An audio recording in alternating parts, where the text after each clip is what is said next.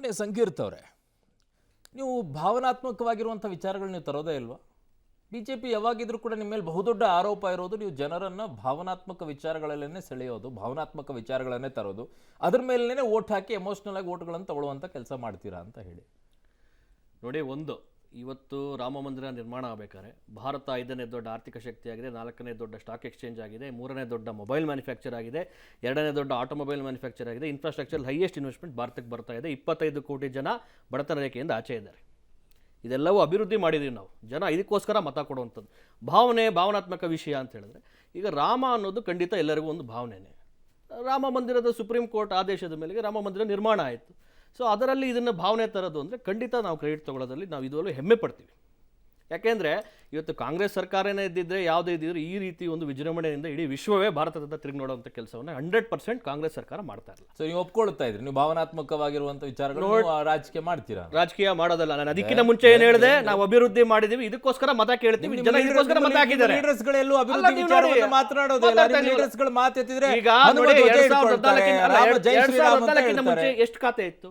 ಇವಾಗ ಅವರ ಗಾಂಧಿಯವರು ಏನ್ ಹೇಳ್ತಾ ಇದ್ರು, ₹1 ನಾನು ಸ್ಯಾಂಕ್ಷನ್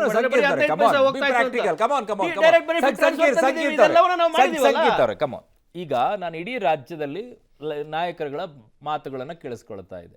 ಸುಮ್ಮನೆ 1 ಲೀಡರ್, ನಾವು ದೇಶದಲ್ಲಿ ಹಿಂಗೆ ಬಂದಿದ್ದೀವಿ, ನಾವು ದೇಶದಲ್ಲಿ ಇದನ್ನ ಮಾಡಿದ್ದೀವಿ, ನಾವು ದೇಶದಲ್ಲಿ ಅದನ್ನ ಮಾಡಿದ್ದೀವಿ, ನಾವು ಇಂಥದ್ರಲ್ಲಿ ಕೆಲಸ ಮಾಡಿದ್ದೀವಿ ಅಂಥದ್ರಲ್ಲಿ ನೋಡಿ ಅಂತ ಒಂದಾದ್ರೂ ತೋರಿಸಿ ಇಲ್ಲ. ಯಾವ್ದು ಬರ್ತೀರಾ ನೀವು? ರಾಮನ ವಿಚಾರಕ್ಕೆ ಬರ್ತೀರಾ, ಇನ್ನೊಂದ್ ಕಡೆಗೆ ಹನುಮ ಧ್ವಜದ ವಿಚಾರದಲ್ಲಿ ಬರ್ತೀರಾ, ಹಿಂದೂ ವಿಚಾರದಲ್ಲಿ ಕಾಂಗ್ರೆಸ್ ಹಿಂದೂ ವಿರೋಧಿ ಅಂತ ಬರ್ತೀರಾ. ಬೇರೆ ಯಾವ್ದಾದ್ರು ಲೀಡರ್ಸ್ ಗಳು ಮಾತಾಡೋದ್ರಿ, ಅಟ್ಲೀಸ್ಟ್ ಒಂದೆರಡಾದ್ರೂ ಲೀಡರ್ಸ್ ಗಳು ಅಭಿವೃದ್ಧಿ ವಿಚಾರದಲ್ಲಿ.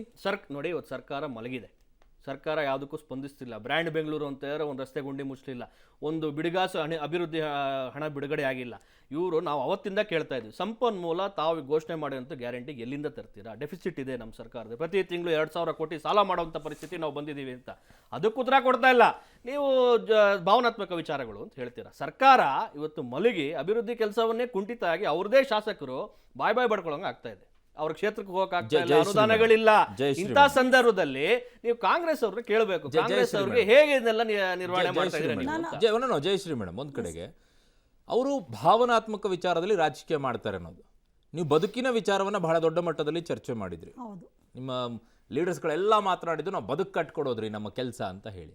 ಈಗ ನಿಮ್ಮ ಶಾಸಕರ ಈ ಹೇಳಿಕೆ ಬದುಕು ಕಟ್ಟೋದಾ ಅಥವಾ ಸ್ವಾರ್ಥತೆ ಅಂತ ಕರಿಬೇಕಾ? ನಾನು ಖಂಡಿತ ಪಕ್ಷದ ಸ್ವಾರ್ಥತೆ ಅಂತ ಕರಿಬೇಕು. ಪಕ್ಷದ ಸ್ವಾರ್ಥತೆಗೋಸ್ಕರ ಚುನಾವಣೆ ಗೆಲ್ಲಕ್ಕೋಸ್ಕರ ಗ್ಯಾರಂಟಿ ಕೊಟ್ವಿ, ನೀವು ಓಟ್ ಹಾಕದೇ ಇದ್ರೆ ನಾವು ಬಿಡೋತೀವಿ, ಅವಾಗ ಬದುಕಿಗೆ ಬೆಲೆ ಎಲ್ಲಿ ಬಂತು? ಖಂಡಿತ ಸ್ವಾರ್ಥ ಅಂತ ಅನ್ಕೊಳ್ಳೇಬಾರ್ದು ನೀವು. ಯಾಕೆಂದ್ರೆ ನಾನಲ್ಲ, ನಿಮ್ಮ ಶಾಸಕರು ಮಾತನಾಡಿರೋದು. ನಿಮ್ಮ ಶಾಸಕರ ಮೇಲೆ ಯಾವ ಕ್ರಮ ತೆಗೆದುಕೊಳ್ತೀರಾ? ಸರ್, ಇವಾಗ ನನ್ನ ಸ್ನೇಹಿತರು ಹೇಳಿದ್ರು, ನಾವು ವಿಶ್ವದಲ್ಲೇ ಗುರುತಿಸ್ಕೊಳ್ತಿದ್ವಿ ಟೆಕ್ನಾಲಜಿ ಅಂತ. ಎಷ್ಟು ಚೆನ್ನಾಗಿ ಹೇಳಿದ್ರು, ಅವ್ರಿಗೆ ನಾನು ಸೆಲ್ಯೂಟ್ ಮಾಡ್ತೀನಿ. ಯಾಕೆ ಅಂತ ಹೇಳಿದ್ರೆ ಇದಕ್ಕೆಲ್ಲ ಕಾರಣ ಬುನಾದಿ ಹಾಕಿದ್ದು ಕಾಂಗ್ರೆಸ್ಸು. ನೀವೇನಾದ್ರೂ ಒಂದ್ ನಿಮಿಷ ಸರ್, ನೀವು ಮಾತಾಡ್ಬೇಡಿ. ನಾನು ಮಾತಾಡೋದ್ಮೇಲೆ 2015 ವರ್ಷದಲ್ಲಿ 2 ಬಾರಿ ನಾವು ಅಧಿಕಾರಕ್ಕೆ ಬರಬೇಕಾದ್ರೆ ನಾವು ಕೊಟ್ಟಿರುವಂತ ದೇಶ ಕಟ್ಟಿಲ್ಲ. ಈ ದೇಶಕ್ಕೆ ಸ್ವಾತಂತ್ರ್ಯ ಬಂದಾಗ ಈ ದೇಶದಲ್ಲಿ ಒಂದು ಸೂಚಿ ಕೂಡ ತಯಾರಾಗ್ತಿರ್ಲಿಲ್ಲ.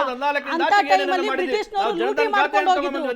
ಆಗಿಂದ ಇವತ್ತಿನವರೆಗೂ ಹಂತವಾಗಿ ಪಂಚವಾರ್ಷಿಕ ಯೋಜನೆಗಳ ಮೂಲಕ ಮಾಡಿರೋದಕ್ಕೆ ನಾವು ಮಾಡಿರೋದನ್ನ ನೀವು ಬಡ್ಸ್ಕೊಂಡು ಊಟ ಮಾಡ್ತಿದ್ದೀರಾ.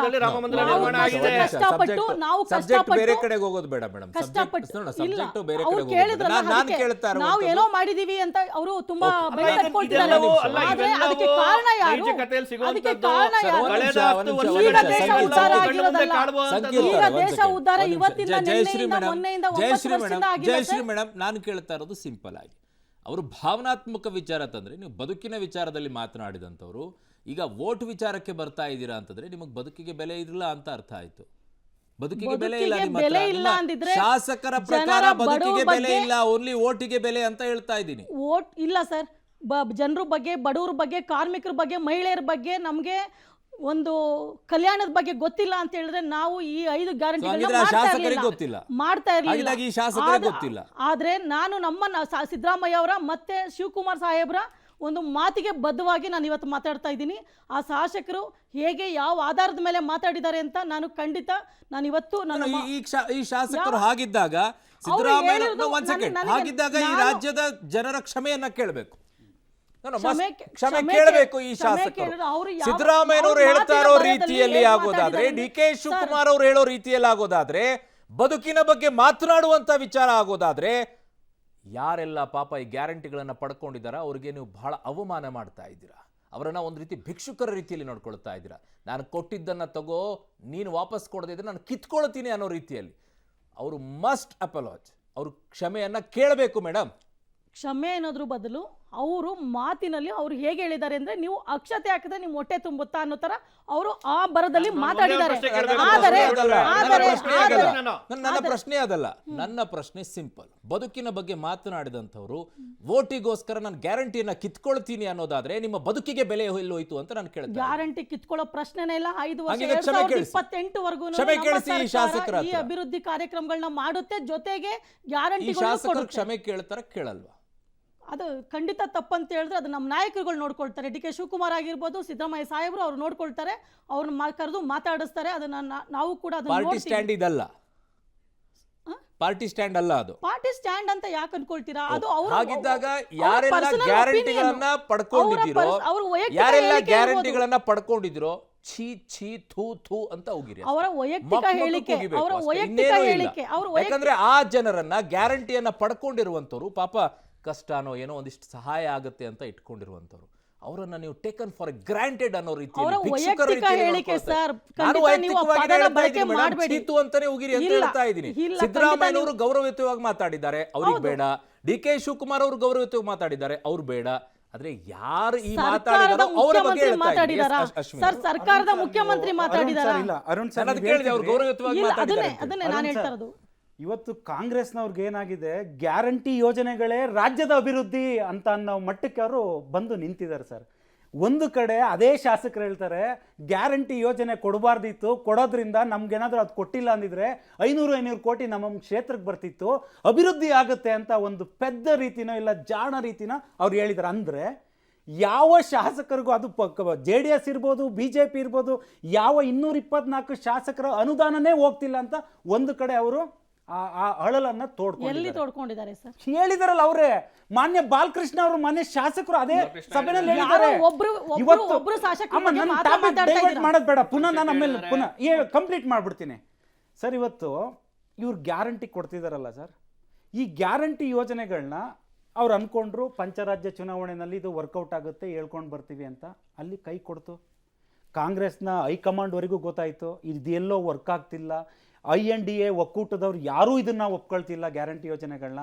ಇವತ್ತು ರಾಜ್ಯದಲ್ಲಿ ಆ ಒಂದು ಸೇಡನ್ನು ಇಟ್ಕೊಂಡು ಇಲ್ಲಿ ರಾಜ್ಯದ ಏನು ಫಲಾನುಭವಿಗಳಿದ್ದಾರೆ ಅವ್ರಿಗೆ ನೀವು ಬಾಯಿಗೆ ಬಂದಂಗೆ ಚುಚ್ಚಿ ನಾವು ಕೊಡ್ತಿದ್ದೀವಿ, ನೀವು ಮತ ಹಾಕಿ ನಾವು ಕೊಡ್ತಿದ್ದೀವಿ ಅಂದರೆ ಏನು ಸರ್? ಜನಸಾಮಾನ್ಯರ ತೆರಿಗೆ ದುಡ್ಡಲ್ಲೇ ಇವ್ರು ಕೊಡ್ತಿರೋದು. ಇವ್ರನ್ನ ಭಿಕ್ಷೆ ಆಗ್ತಿದ್ದಾರೆ ಕಾಂಗ್ರೆಸ್ ಅವರು. ಪದೇ ಪದೇ ಹೇಳೋಂಥ ಅವಶ್ಯಕತೆ. ಆಮೇಲೆ ಒಬ್ಬ ಜನಸಾಮಾನ್ಯರು ಹೇಳಿರೋ ಹೇಳಿಕೆನ ಸರ್ ಅದು? ಒಂದು ಶಾಸಕರು ಸರ್ ಅವ್ರು ಹೇಳ್ತಿರೋದು. ಶಾಸಕರಿಗೆ JDSಗೆ ಬಾಲಕೃಷ್ಣ ಅವ್ರನ್ನ ಕಂಡ್ರೆ ಆಗಲ್ಲ, ಚಲುವರಾಯಸ್ವಾಮಿ ಕಂಡ್ರೆ ಆಗೋದಿಲ್ಲ ಸರ್, ಸಿದ್ದರಾಮಯ್ಯ ಅವ್ರು ಕಂಡ್ರೆ ಆಗೋದಿಲ್ಲ. ಅದಕ್ಕೆ ಈ ಸರ್ಕಾರದ ಮೇಲೆ JDS ಮುಗಿ ಬೀಳುತ್ತಾ ಇದೆ ಸರ್.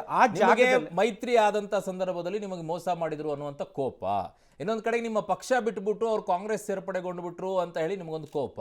ಅದಕ್ಕೋಸ್ಕರ ಮಂಡ್ಯದ ವಿಚಾರದಲ್ಲಿ ಲೀಡರ್ಸ್ಗಳನ್ನ ಈ ರೀತಿಯಾಗಿ ನೋಡ್ತೀರಾ ಸರ್? ಬೇರೆ ಆಪ್ಷನ್ ಇಲ್ಲ ನಿಮಗೆ ಸರ್. ಇಲ್ಲ, ಬಿಜೆಪಿ ಜೊತೆಗೆ ಹೋದ್ಮೇಲೆ ಅಂತೂ ನಿಮಗೆ ಕೇಸರಿಮಯವಾಗಿ ಹೋಗಿ ಸರ್. ನಾನು ಇವತ್ತೇನಾದ್ರೂ ಮಾನ್ಯ ಒಬ್ಬ ಶಾಸಕರಾದಂಥ ಬಾಲಕೃಷ್ಣ ಅವರು ಈ ಹೇಳಿಕೆ ಹೇಳದೆ, ಮಾನ್ಯ ಉಪಮುಖ್ಯಮಂತ್ರಿ ಆದಂಥ DK ಶಿವಕುಮಾರ್ ಆಗಿರ್ಬೋದು, ಇಲ್ಲ ಸತೀಶ್ ಜಾರಕಿಹೊಳಿ ಅವ್ರಿಗೆ ಹೇಳಿದ್ರು ಸರ್, ನಾನು ಏನು ಹೇಳಿಕೆ ಹೇಳ್ತಿದ್ದೀನಲ್ಲ ಸರ್, ಇಂಥ ಒಂದು ಮೂರ್ಖತನದ ಪರಮಾವಧಿಗೆ ನೀವು ರೀಚ್ ಆಗ್ತಿದ್ದೀರಾ. ಗ್ಯಾರಂಟಿ ಯೋಜನೆಗಳೇ ಅಭಿವೃದ್ಧಿ ಅಂತ ನೀವು ತಿಳ್ಕೊಂತಿದ್ದೀರಾ ಅಂತ ನಾನು ಇದೇ ಹೇಳಿಕೆನ ಅವ್ರಿಗೂ ಹೇಳ್ತಿದ್ದೆ.